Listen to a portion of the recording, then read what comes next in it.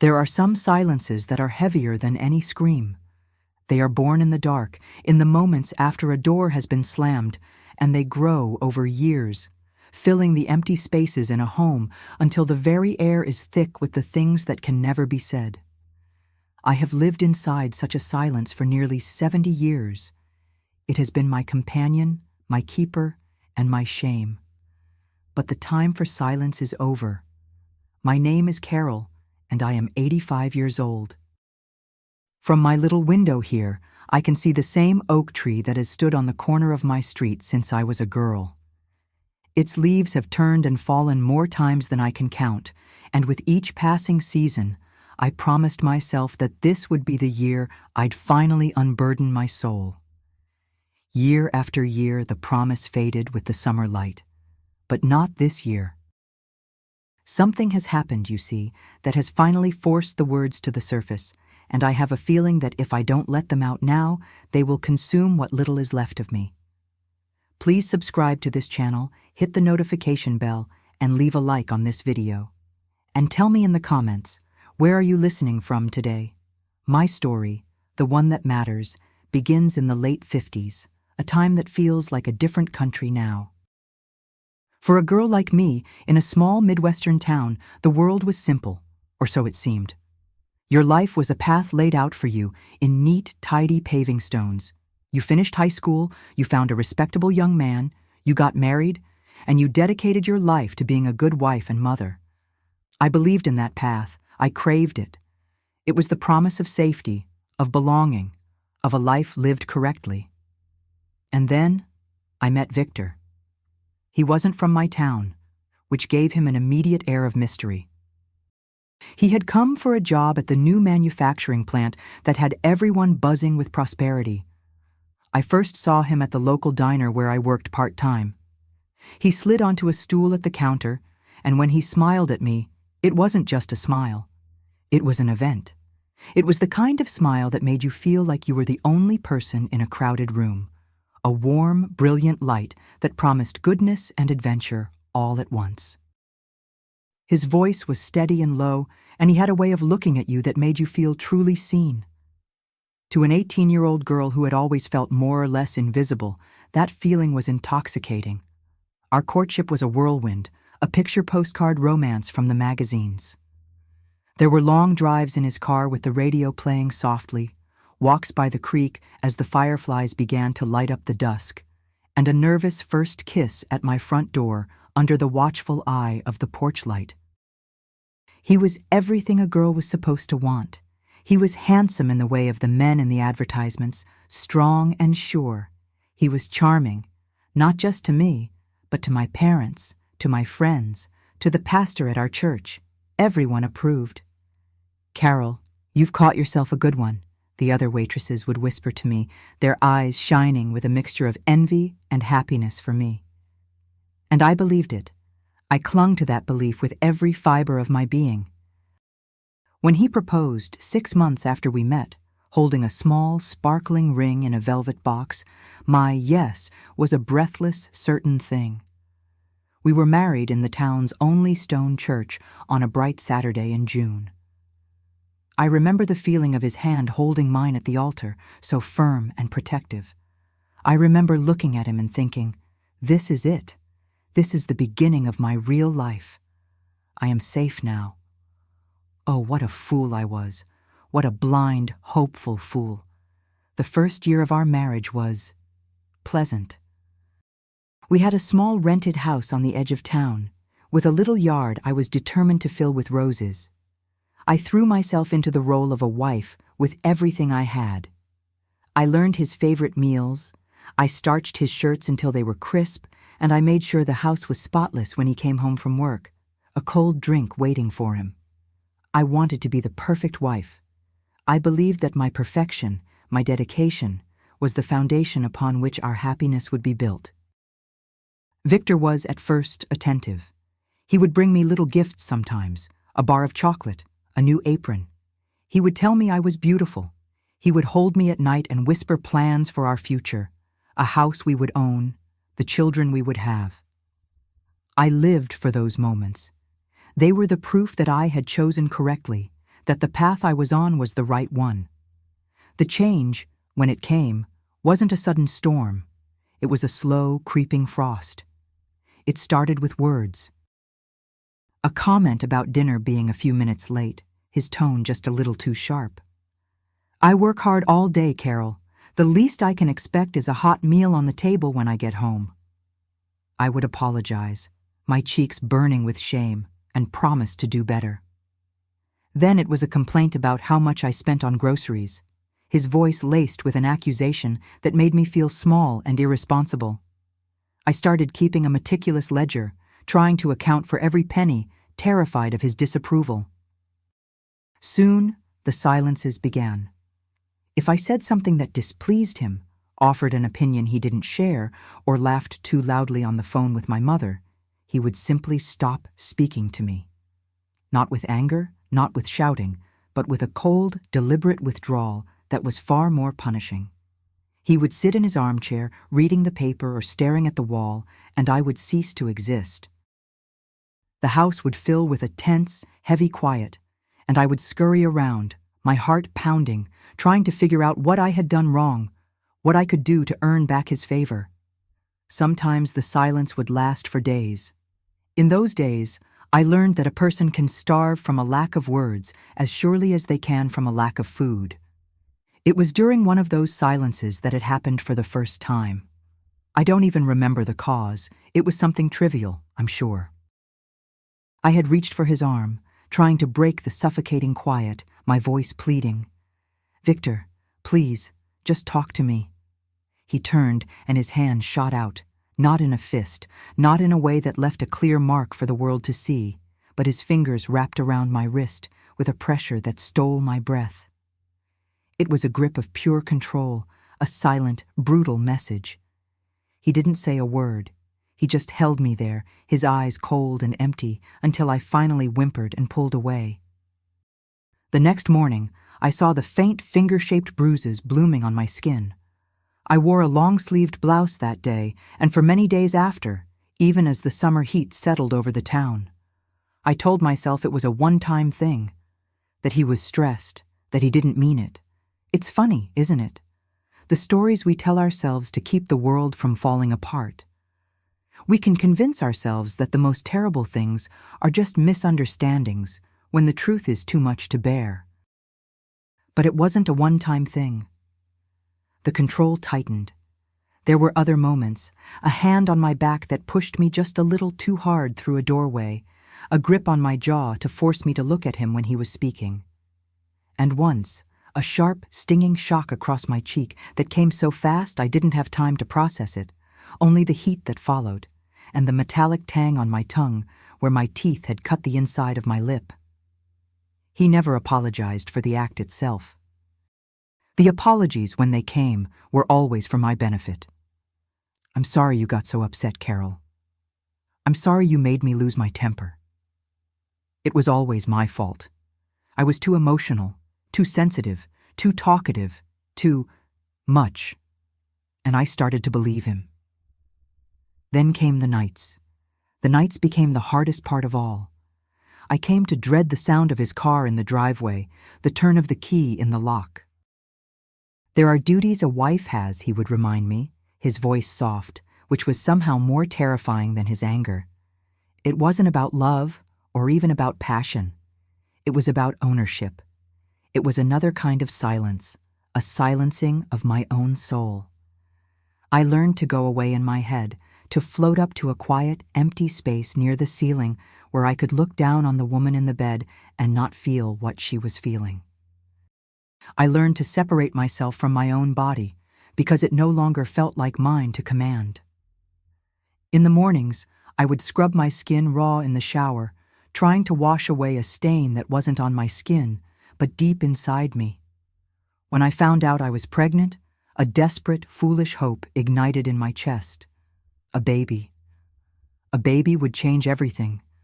A man couldn't be so hard, so cold, when he was about to become a father.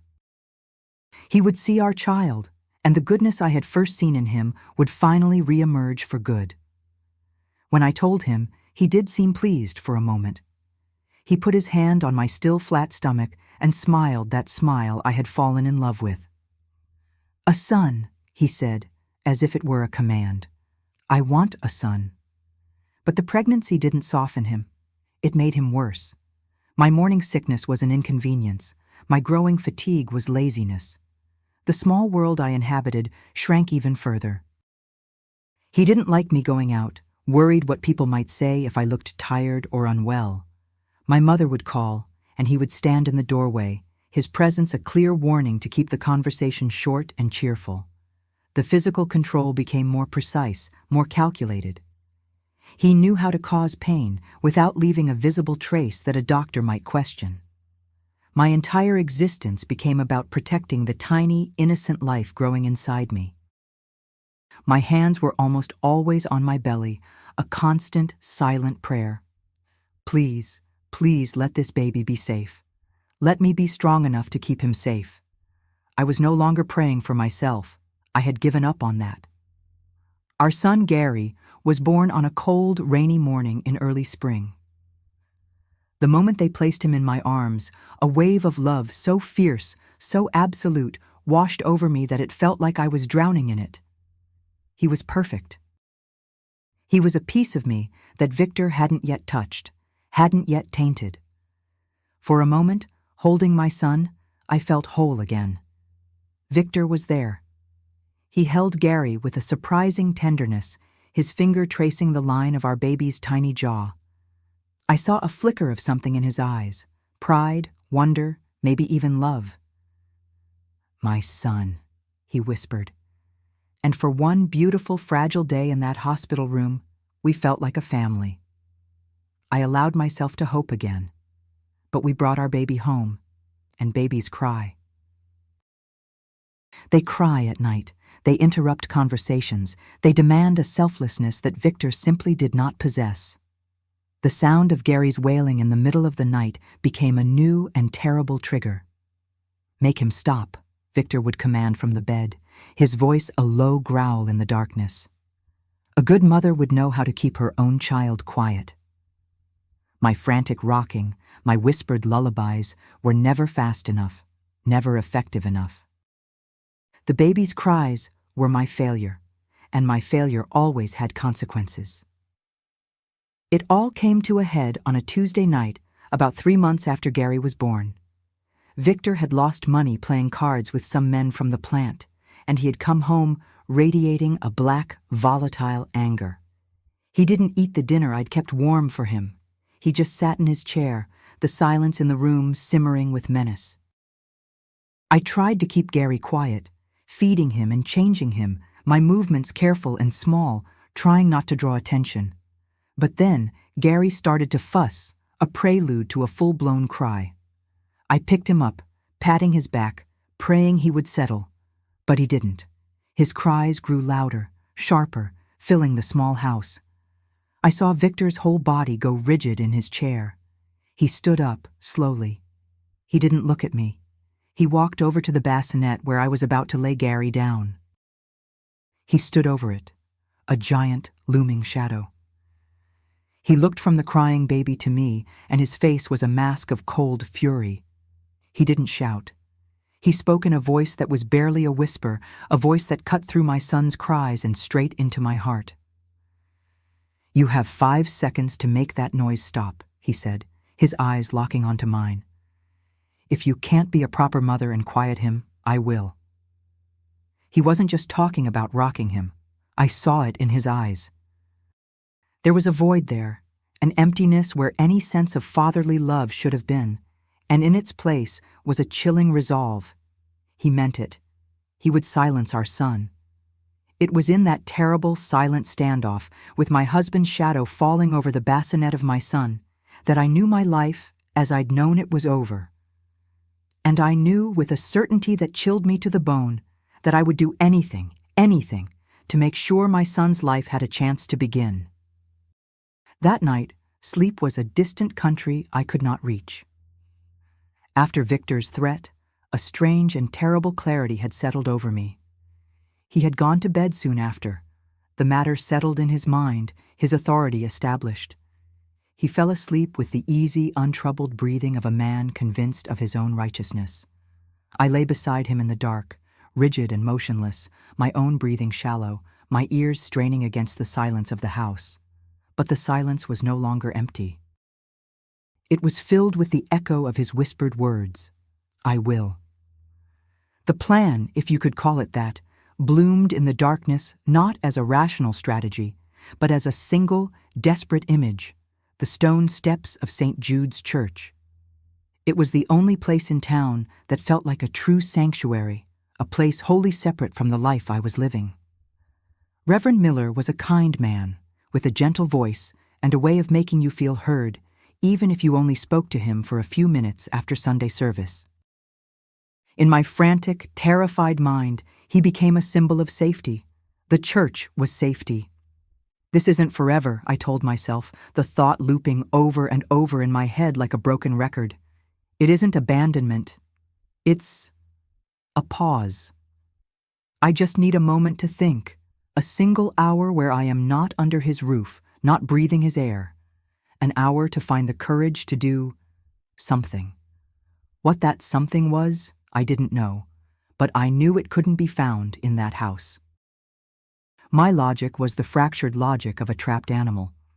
I would take Gary to the church steps in the morning, right after Victor left for work. It was a quiet street, but people were always coming and going from the church, leaving donations or stopping in for a moment of peace. Someone would find him within minutes. The Reverend himself would find him. They would take him inside, keep him warm, and he would be safe. Utterly, completely safe in the one place Victor's darkness could not reach. I would watch from a distance. I promised the version of myself that was screaming in protest inside my head. From the corner, behind the big oak tree, I would see him taken inside, and then I would use my hour. 1 hour, 60 minutes to walk, to breathe, to let the panic subside, and to find the words to tell Victor that things had to change. Then I would go back to the church, my head held high, and I would explain. I would say I'd been overwhelmed, that I'd had a moment of weakness. People would understand. A young mother, exhausted and frayed. They would forgive me, and I would take my son home. It all sounded so simple in the terrifying dark of that bedroom. So terribly, horribly simple. Slipping out of bed, my movements were as silent as a ghost's. In the living room, by the faint moonlight filtering through the curtains, I found a pen and a small piece of paper from the notepad I used for grocery lists. My hand trembled so violently I could barely form the letters. What do you write to explain the inexplicable? How do you distill a universe of fear and desperation into a few short lines? Every word I chose felt both monstrous and inadequate. After several false starts, I wrote a few simple sentences, folded the paper, and clutched it in my hand. It felt as heavy as a stone. I didn't go back to bed. I spent the rest of the night in the rocking chair in Gary's little alcove of a room, watching him sleep. I studied his face in the dim light, trying to burn every detail into my memory. The gentle curve of his cheek, the way his tiny hand was curled into a fist, the soft, rhythmic puff of his breath. A wave of love, so painful it was almost a physical blow, washed over me again and again. "I'm so sorry," I whispered into the quiet, my tears falling silently onto the worn wooden arm of the chair. "I am so sorry. This is the only way I can protect you." I was trying to convince him, but really, I was trying to convince myself.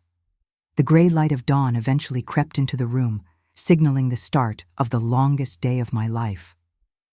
I heard Victor stir in the bedroom, the familiar sounds of him getting ready for work, the creak of the floorboards, the splash of water in the sink, each sound tightening the knot of dread in my stomach.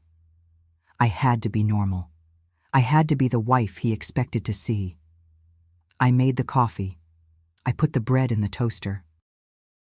We sat at the small kitchen table in a silence that was thick and familiar. He read the newspaper, and I stared into my coffee cup, my heart hammering a frantic rhythm against my ribs. He didn't speak to me, and I was grateful. I didn't think I could have forced my voice to sound normal. When he was finished, he stood, grabbed his lunch pail from the counter, and walked to the door. He didn't kiss me goodbye. He hadn't in a long time. The sound of the front door closing, the roar of his car starting, it was the signal. It was time. Every movement that followed felt both dreamlike and agonizingly deliberate. I went to my son. I changed his diaper, my hands lingering on his warm skin. I chose his best outfit, a soft blue sleeper that my mother had knitted for him. It felt important that he look perfect, that he look cherished and loved. As I dressed him, I talked to him in a low, desperate whisper, memorizing him with my hands, my voice, my very soul. "You are so loved, Gary," I murmured, my lips brushing against the impossibly soft hair on his head. "Don't you ever, ever think for 1 second that you are not loved. Your mama loves you more than the whole world." I wrapped him in his thickest blanket, tucking the folded note I'd written into the fabric over his chest. I placed him gently into his bassinet, my arms aching with a profound and immediate emptiness the moment I let him go.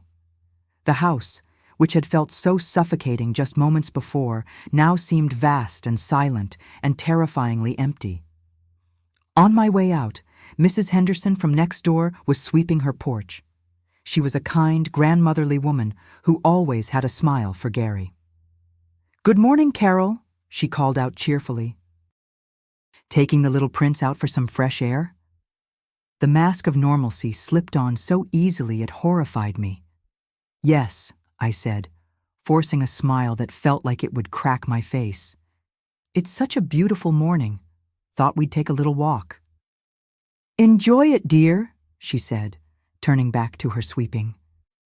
"They grow up in the blink of an eye." Her words were a knife in my heart. In the blink of an eye. The walk to St.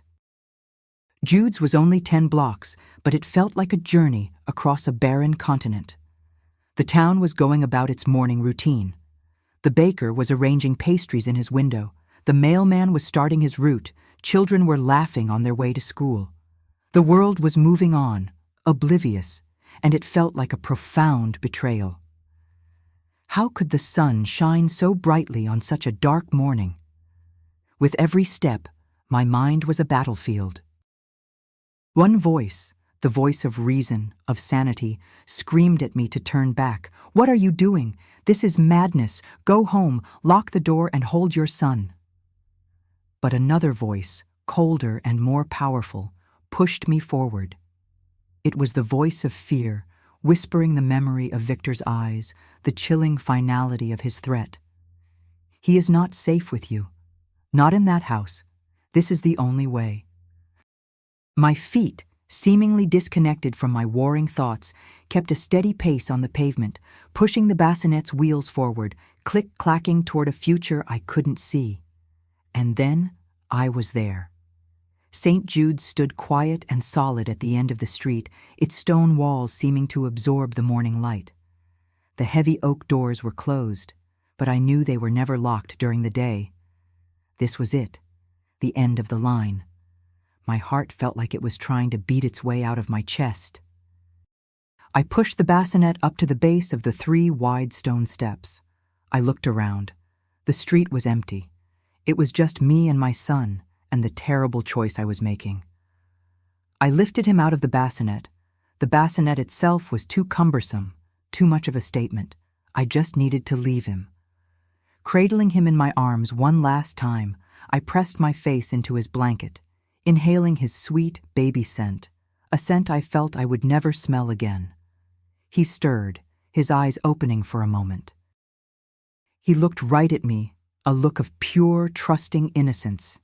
It shattered me. "I will be back," I choked out, the lie tasting like ash in my mouth.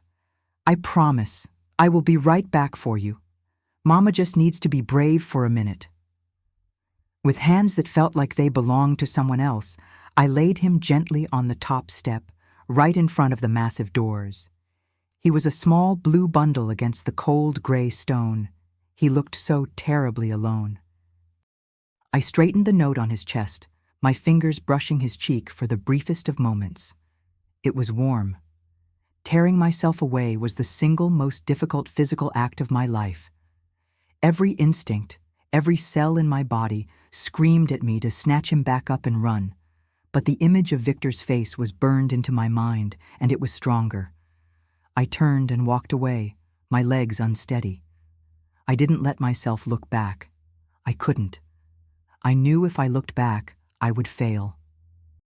My hour of freedom was a hell of my own making. There was no peace. There was no clarity. I walked the streets of my own town like a ghost, invisible to the people who passed me by. I saw the park where I had imagined pushing Gary on the swings one day. I saw the library where I had hoped to read him stories. Every familiar corner was now a monument to a future I was destroying. The minutes on the town hall clock ticked by with agonizing slowness. 10 minutes.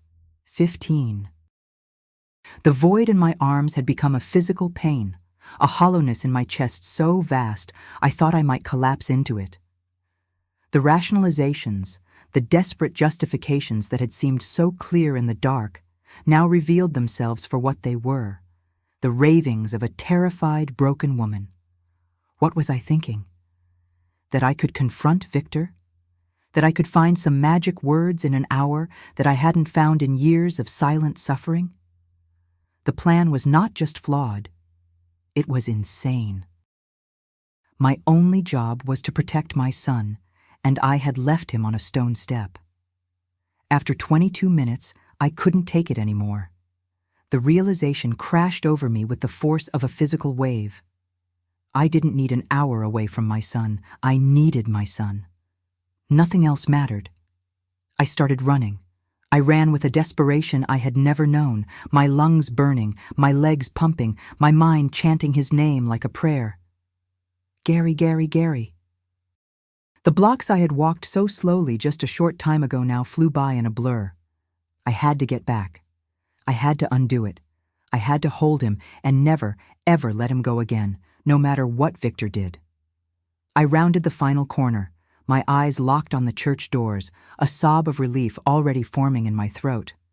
But the steps were empty.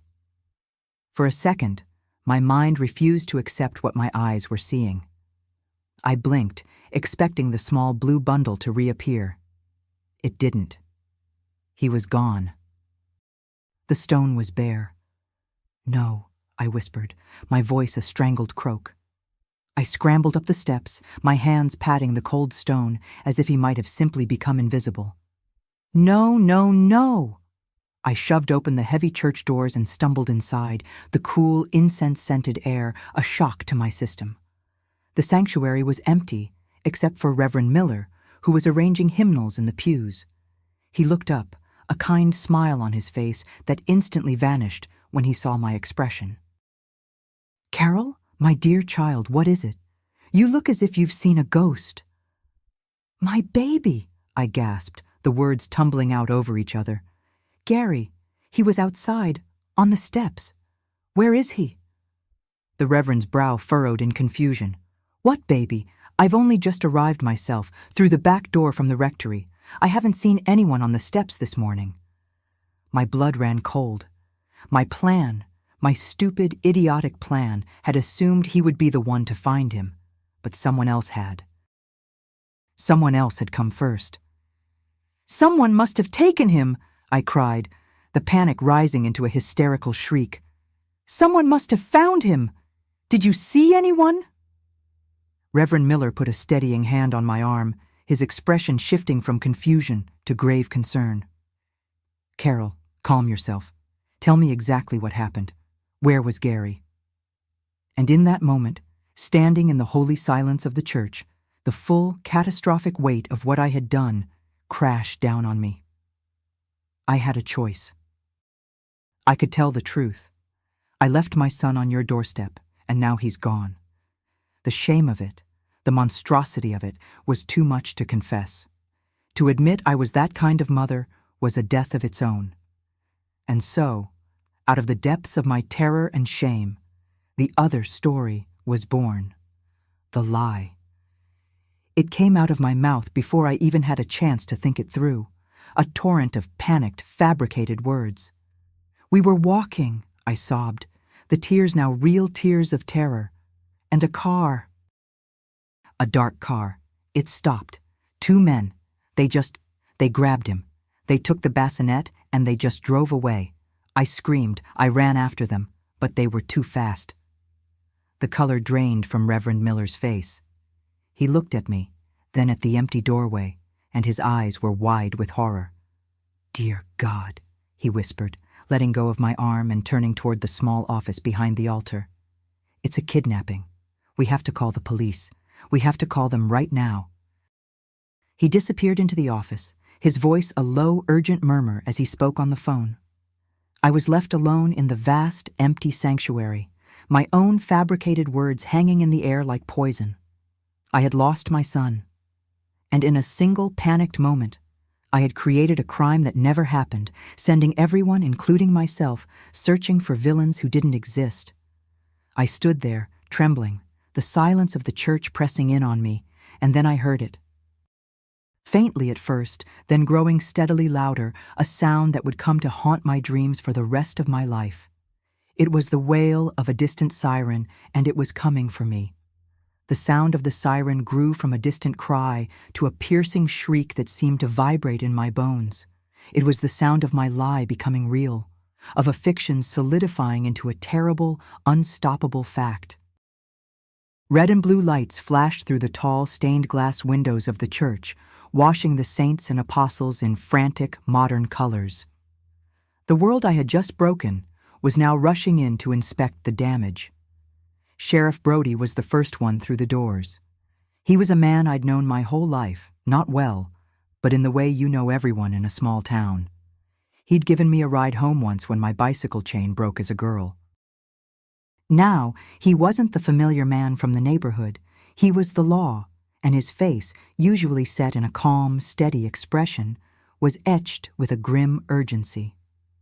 "Carol," he said, his voice gentle but firm as he knelt in front of me on the pew where Reverend Miller had guided me. "Tell me what happened. Tell me everything you can remember." And so, I told it again. The story I had invented out of thin air only minutes before. It felt clumsy and thin, like a poorly made blanket full of holes. A car. It was dark, maybe black or a dark blue. 2 men. I didn't see their faces. They were just shadows. It all happened so fast. My voice was a caricature of hysteria, a performance I was watching myself give from that distant, cold place in my mind. One part of me was the grieving mother, weeping and trembling as any woman in my position would. The other part was a calculating, terrified creature, listening to every word I said, desperately trying to keep the story straight, trying to avoid the traps I was laying for myself with every sentence. It's a strange thing about a lie of that size. It doesn't just sit there, it grows. It sends out roots, tangling itself around everything and everyone until you can't tell where the truth ends and the deception begins. The questions were relentless, a barrage of details I couldn't provide. Did they say anything? Did you recognize the engine sound? Which way did they drive off? To every question, my answer was a variation of the same helpless, tearful refrain. I don't know. I was so scared. I was just looking at my baby. Even in my panic, I knew that was the key. I had to be the mother whose only focus was her stolen child. It was the only role that offered any protection. The true nightmare began when they brought Victor. Someone had driven to the plant to get him. He burst into the church, his work clothes smudged with grease, his face pale with a terror I had never seen on him before. It was a raw, unfiltered fear that momentarily eclipsed the cruel, controlled man I knew. He wasn't the monster from our silent, shadowed house. He was a father whose son was gone. He rushed to my side, grabbing my shoulders. "What happened? Where is he? Where is Gary?" His voice was ragged with disbelief. And I had to do the hardest thing I had ever done. I had to look into the eyes of the man whose cruelty had driven me to this, and I had to tell him my lie. "They took him, Victor," I sobbed, and this time the sobs were real, not for the fictional kidnapping, but for the vast, tangled ruin I had made of our lives. "Some men in a car. They just took him." The anger I expected to see on his face didn't come. The blame, the accusation that this was somehow my fault for being weak or careless, it wasn't there. Instead, his expression crumpled. For the first time since our wedding day, I saw the hard lines of his face soften into something vulnerable, something broken. He pulled me into an embrace that wasn't about control or ownership, but a clumsy, desperate attempt at shared comfort. He was holding on to me as if we were the only two survivors of a shipwreck, and the irony of it was a bitter, burning poison in my throat. My lie had made us partners in a tragedy that only I knew was a fraud. The days that followed were a blur of surreal horror. Our small house, once my prison, became the headquarters for a town's grief. The front door, which I had so often dreaded hearing Victor open, was now constantly swinging open with neighbors and church members. They came bearing casseroles and pies, their faces etched with a deep, sincere pity that I could barely stand to look at. "You poor thing, Mrs. Henderson said, her hand resting on my arm, her touch meant to be comforting but feeling like a brand. "To have him snatched away from you like that, it's every mother's worst nightmare." I would nod and accept their food and their prayers, my stomach churning with a guilt so profound it felt like a physical illness. They were mourning a crime, while I was mourning the loss of my son and the loss of my own soul. I was a ghost at my own funeral. Sheriff Brody came by every day. His initial sympathy was slowly being tempered by the frustrating reality of the case. There were no witnesses. No one in the quiet residential area around the church had heard a scream or the sound of a speeding car. The search parties, organized by the men from the plant, combed every field and dirt road for miles around, looking for a discarded blanket or a piece of clothing. They found nothing, because there was nothing to find. "Carol," the sheriff said one afternoon, sitting at our kitchen table, a place that now felt permanently tainted. "We need to go over the timeline again. You said it was around 9:30? "I think so," I whispered, my hands twisting a dishcloth in my lap. "I wasn't looking at the clock." "Mrs. Henderson saw you leave your house a little after 9, he continued, his voice even. "It's a 10-minute walk to the church. That leaves a very small window. It's just strange that in a town this size, nobody saw a thing." Every question was a shovel, digging at the shallow grave where my truth was buried. I could feel the lie straining, the flimsy soil of my story threatening to give way. I started having trouble sleeping, and when I did, I had nightmares of being on a witness stand, a bright light in my eyes, 100 accusing faces staring at me from the dark. Victor, however, was transformed. The disappearance of his son, the son he had barely acknowledged and secretly terrorized, seemed to ignite a part of him I never knew existed. The black, simmering anger that had been his constant companion was gone, burned away by the clean, hot fire of a righteous mission. He would not rest until he found our son. He stopped drinking overnight. The bottle of whiskey that had always been on the kitchen counter was poured down the sink. "I need my head clear," he said, his voice raw with purpose. "I need to be sharp." His hands, the hands I had learned to flinch from, were now busy. They were stapling flyers with a blurry picture of Gary to every telephone pole in the county.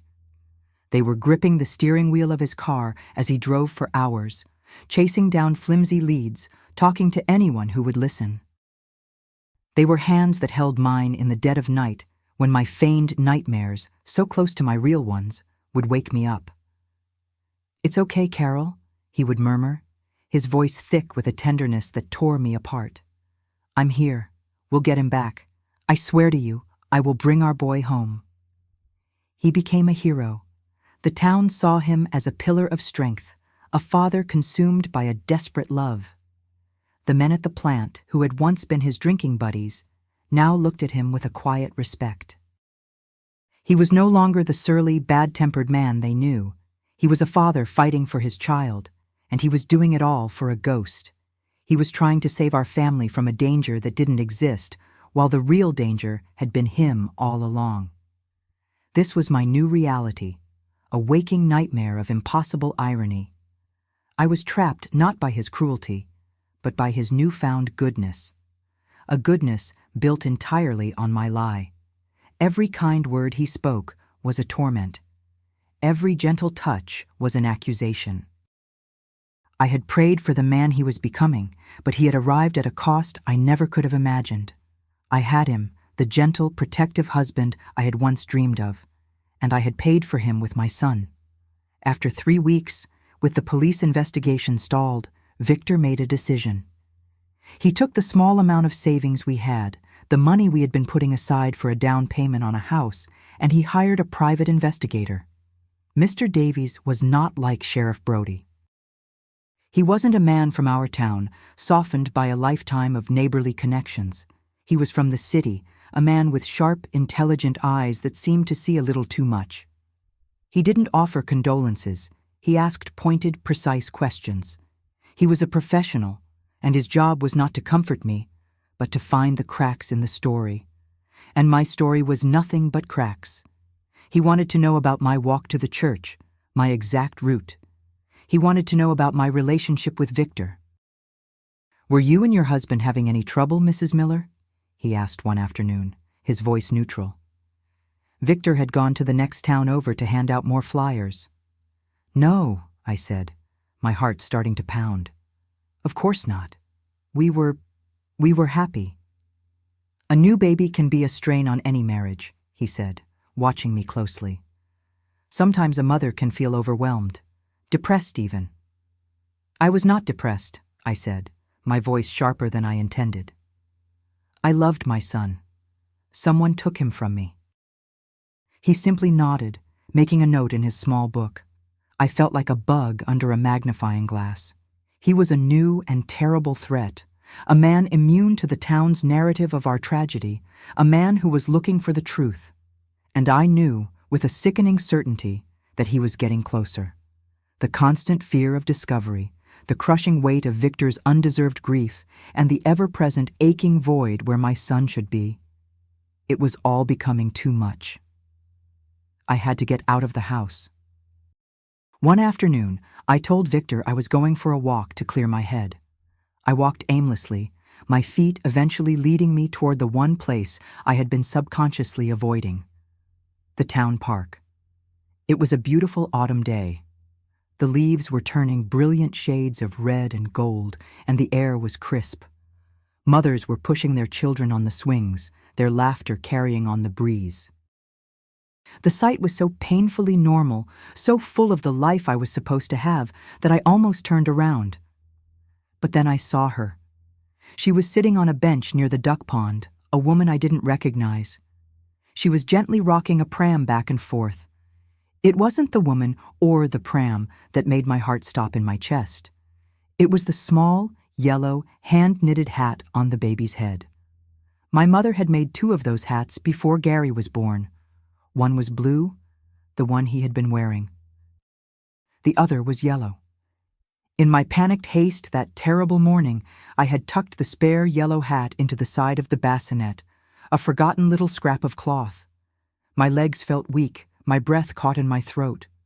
I moved slowly, cautiously, my path taking me on a wide arc around the bench, trying to get a glimpse of the baby without being obvious.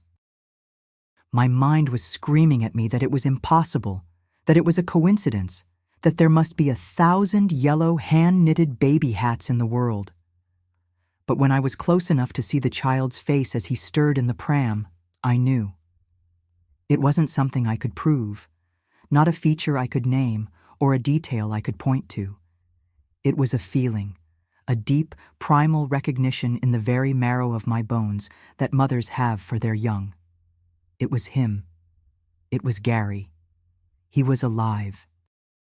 He was safe. He was here, in my town, with a stranger. A tidal wave of conflicting emotions crashed over me. Relief so profound it almost buckled my knees. Joy so fierce it was painful. And then, a wave of agony and despair more terrible than anything I had yet felt. He was right there, 50 feet away, my son, and I could do nothing. I couldn't run to him. I couldn't snatch him up. I couldn't even speak his name aloud.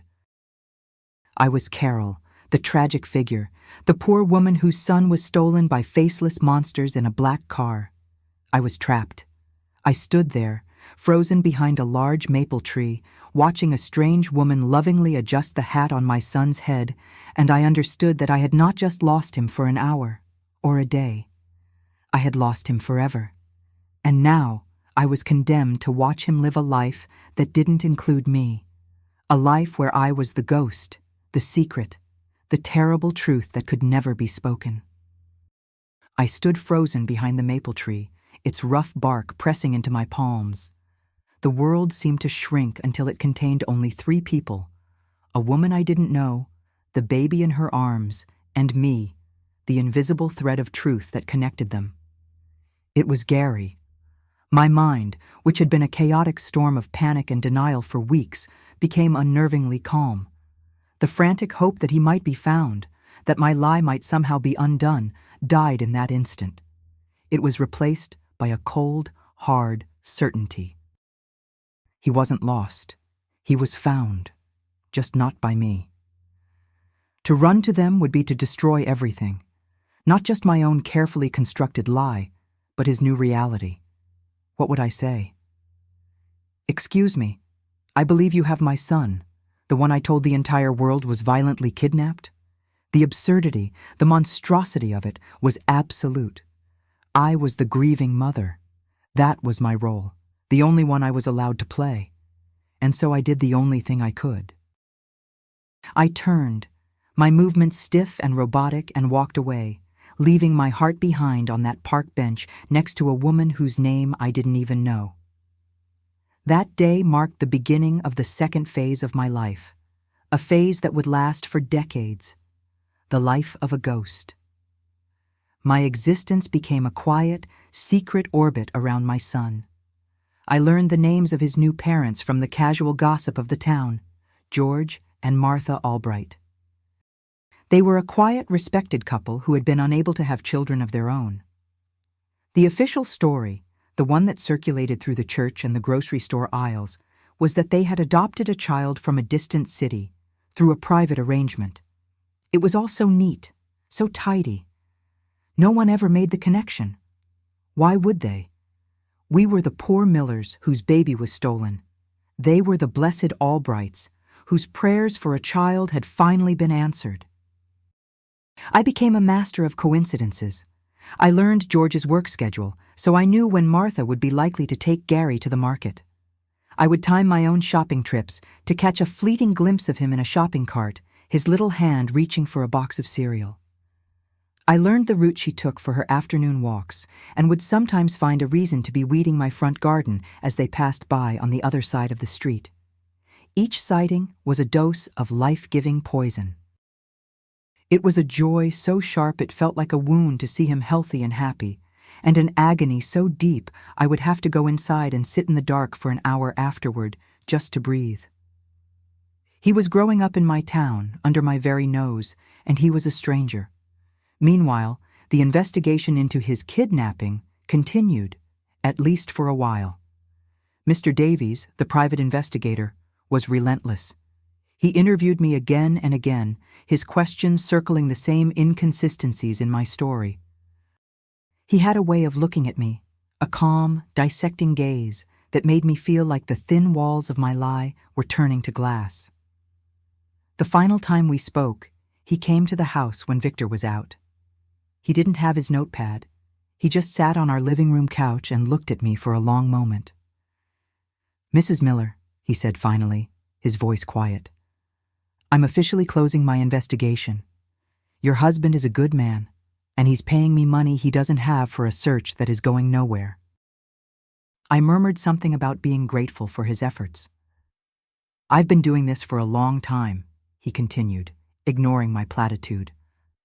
"I've worked on dozens of cases involving missing children.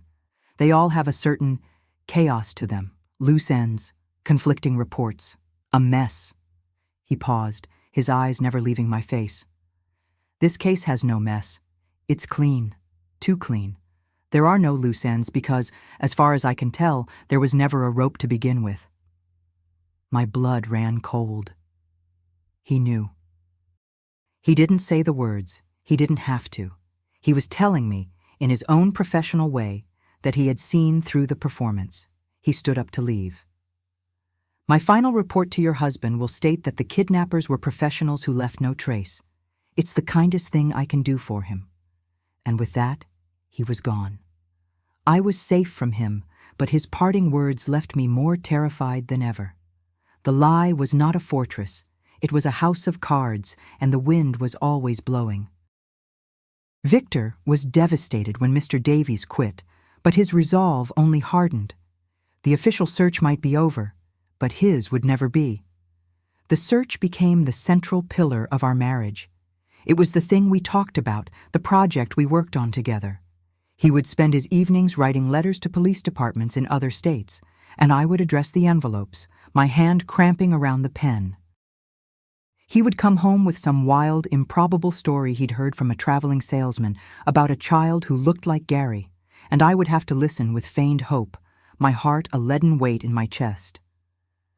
Time is a strange thief. It doesn't just steal your youth, it steals the truth of your memories, coating them in so many layers of what if and what should have been that you can hardly recognize them anymore. Years slipped by like water through my fingers. In the world outside our quiet, grieving house, the country was changing.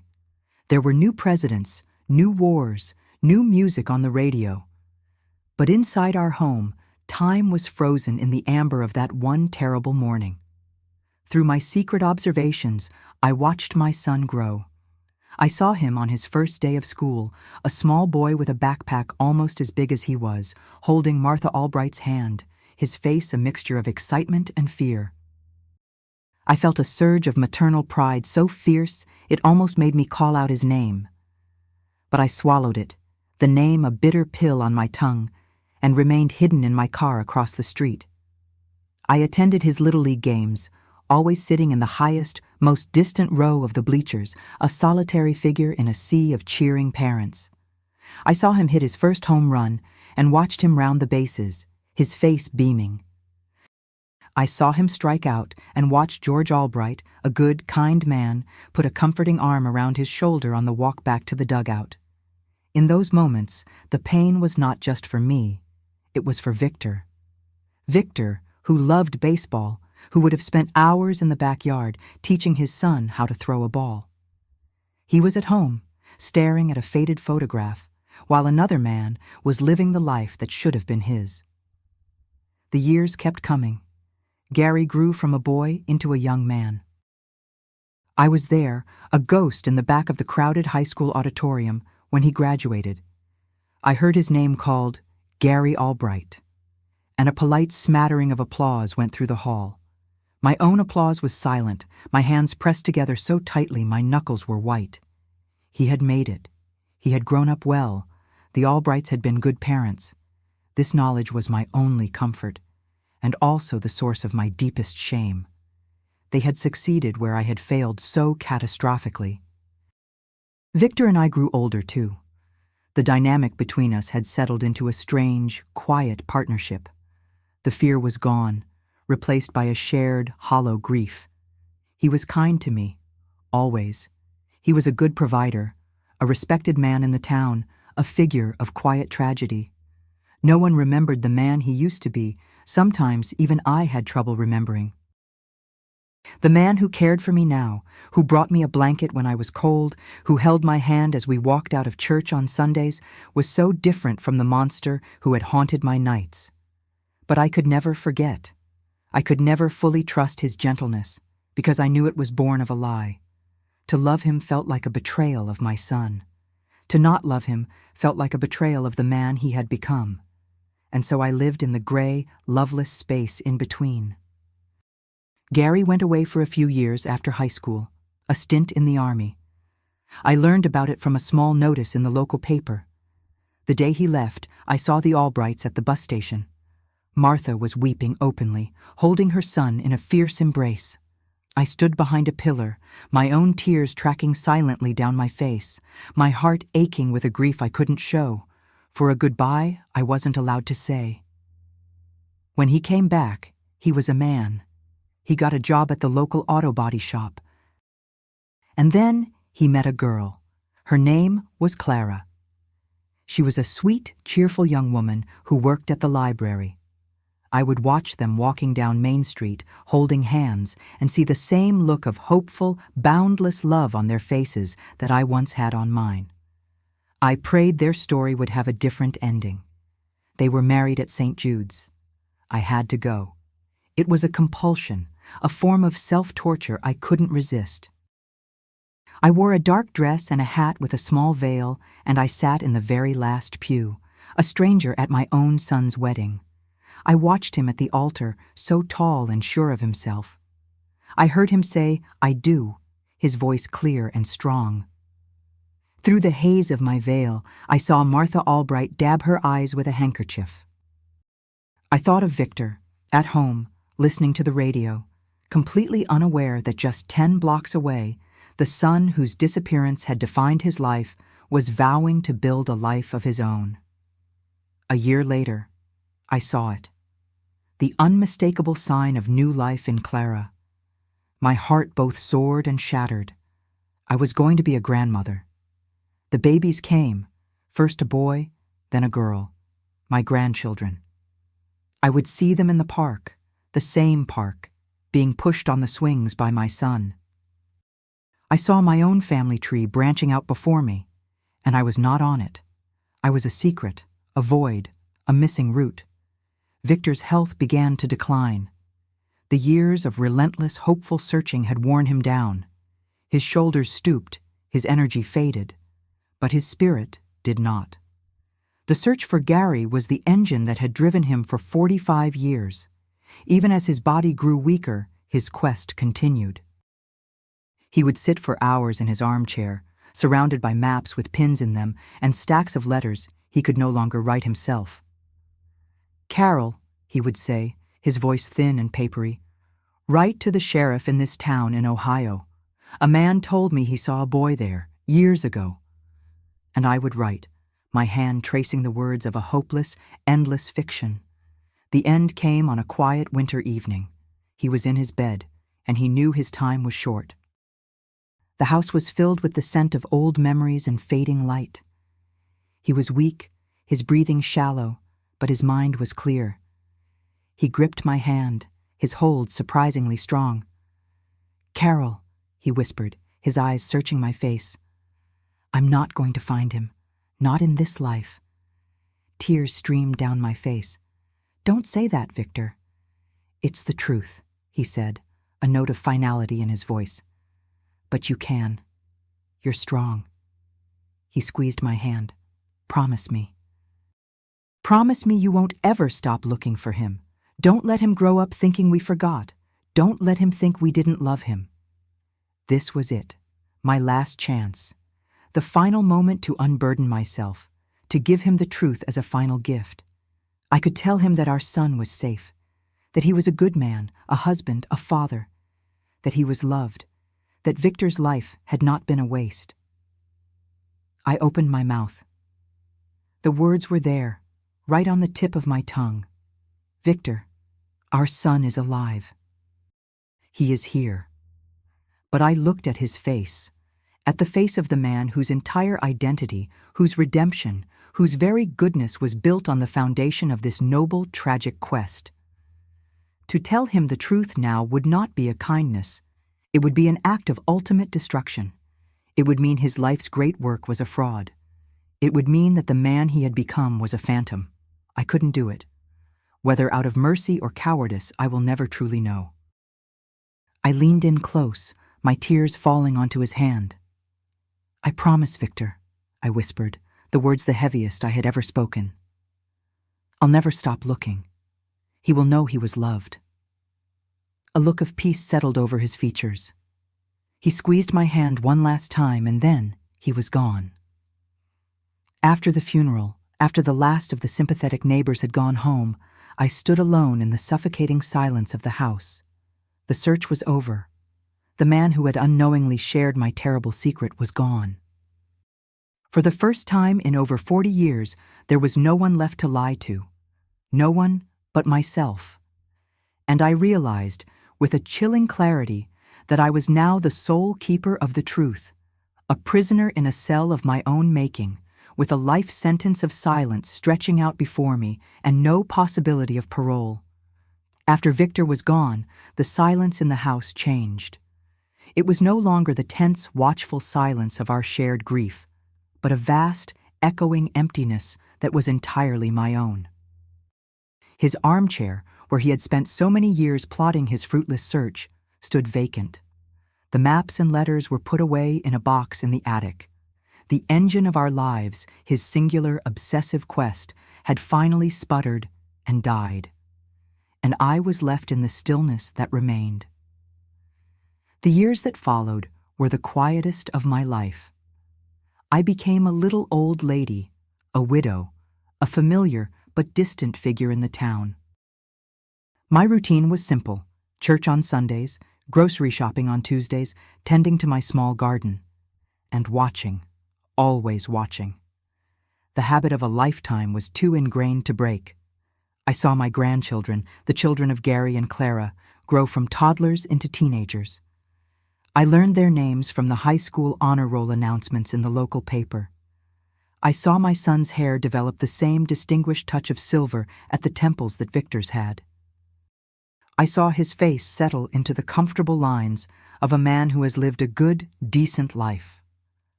I had resigned myself to my fate. I would be the keeper of the secret until my own time came. It was my penance, the price for that single catastrophic morning of my youth. The truth was a heavy stone, and I had accepted that my punishment was to carry it alone to my grave. I had made my peace with it, or so I thought. But life, I have found, is full of surprises, especially when you think you have no surprises left. 3 weeks ago, I was at the market when I overheard 2 women talking. The words floated over the stacks of apples and oranges, sharp and clear. "Did you hear about Gary Albright? Had a heart attack yesterday. A bad one.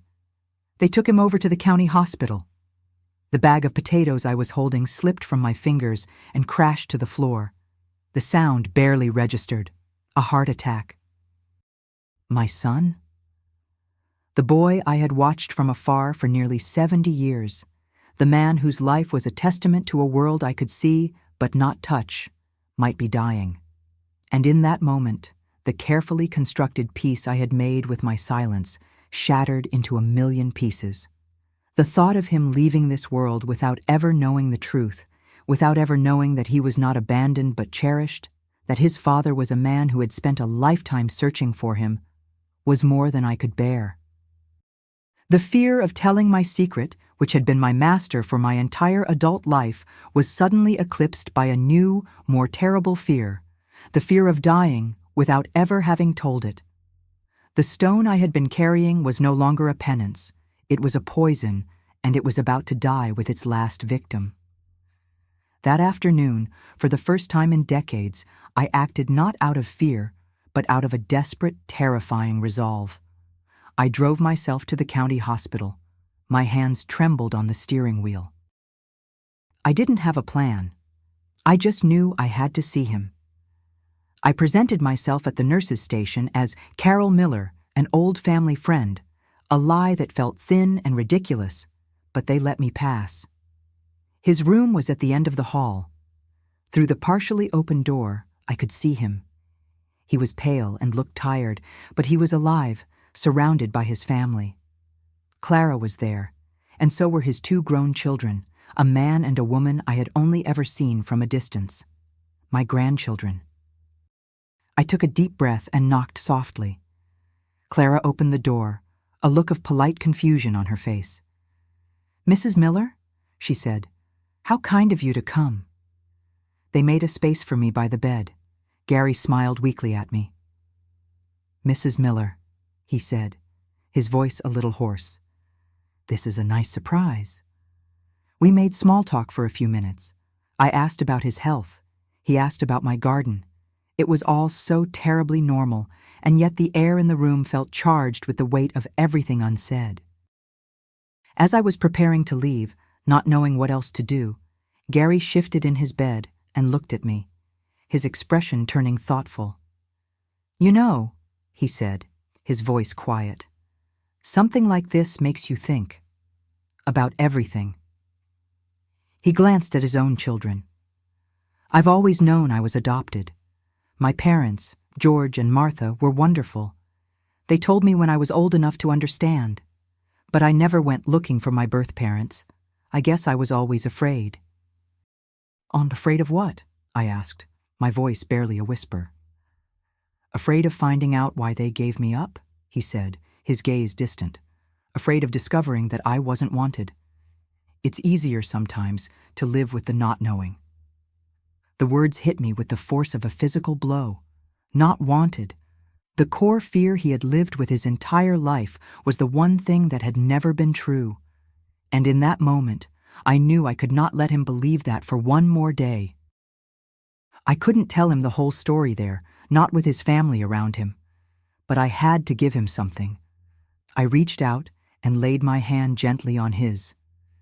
Gary, I said, my voice trembling, I cannot speak for your parents, whoever they may be, but I am an old woman, and I have seen a lot of life, and I am sure as I am standing here, that they loved you. I am sure they did not want to let you go. Sometimes life forces people to make impossible choices out of desperation and fear, not out of a lack of love. He looked at me, a deep, searching look, and for a moment, I felt he could see straight into my soul. He didn't say anything, but he nodded slowly, as if processing my words.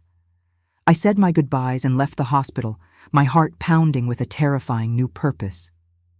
The door was open, and I had to walk through it. It took me 2 days to gather the courage to call him. After he was released from the hospital, I found his number in the phone book. My finger hovered over the digits for an hour before I finally dialed.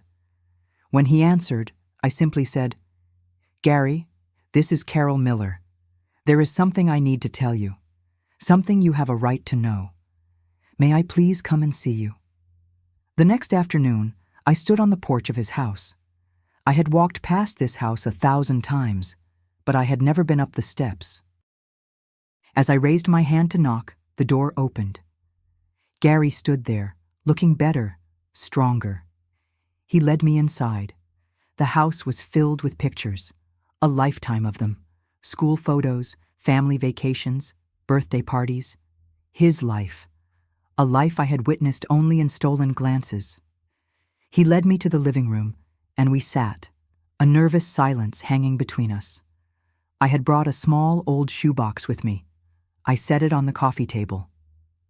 I didn't know how to start, I began, my voice unsteady. So I brought this. I opened the box.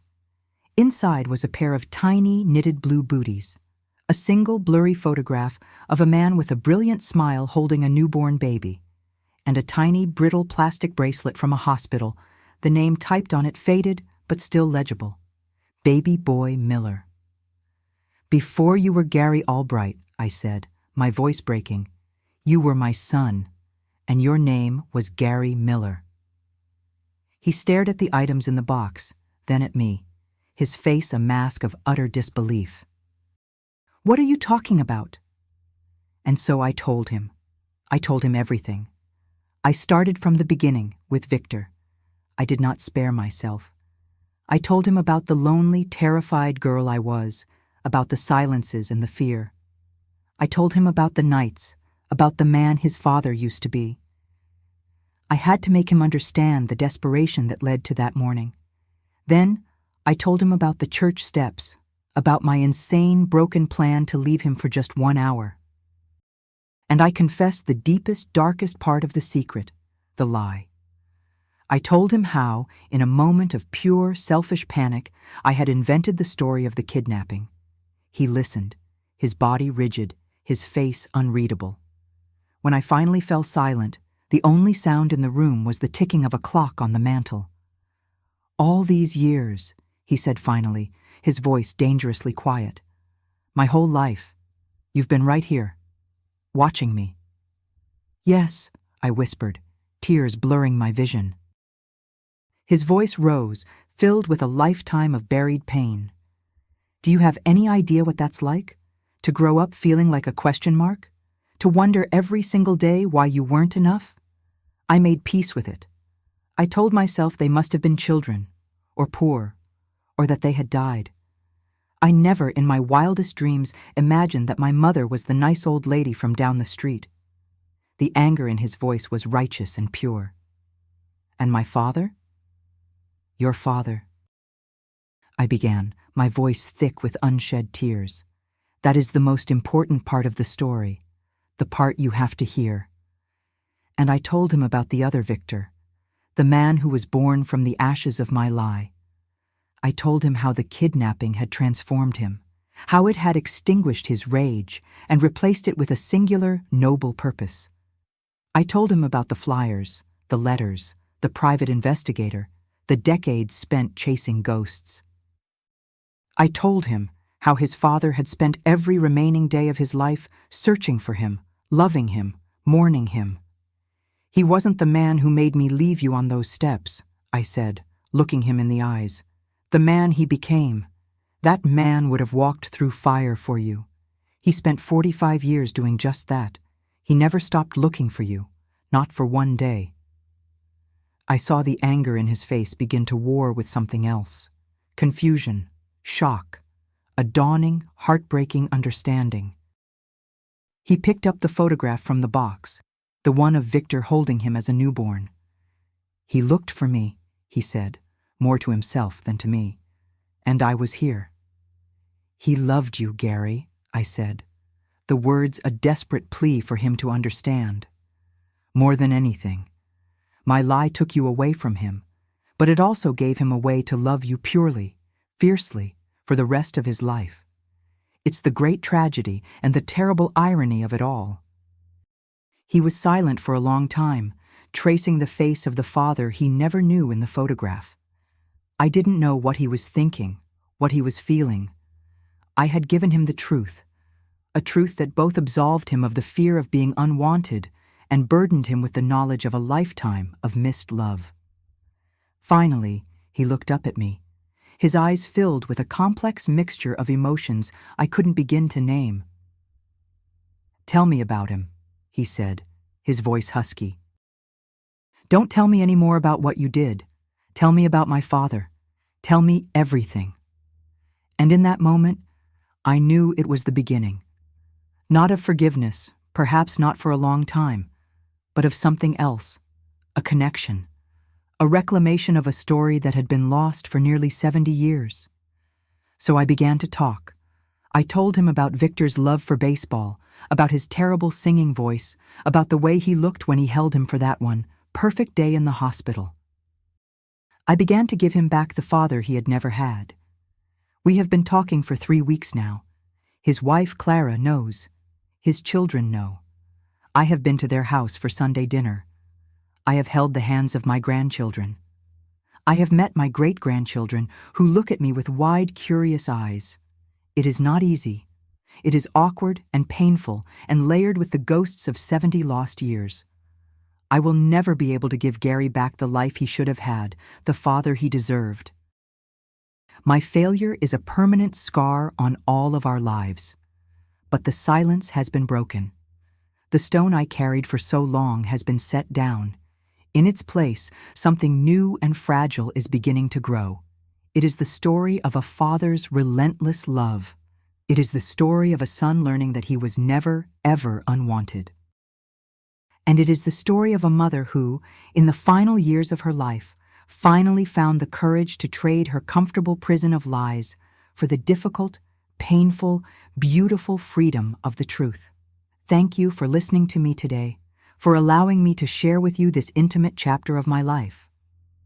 If my story has touched you, please don't hesitate to leave a like on this video and subscribe to this channel to discover other testimonies like mine.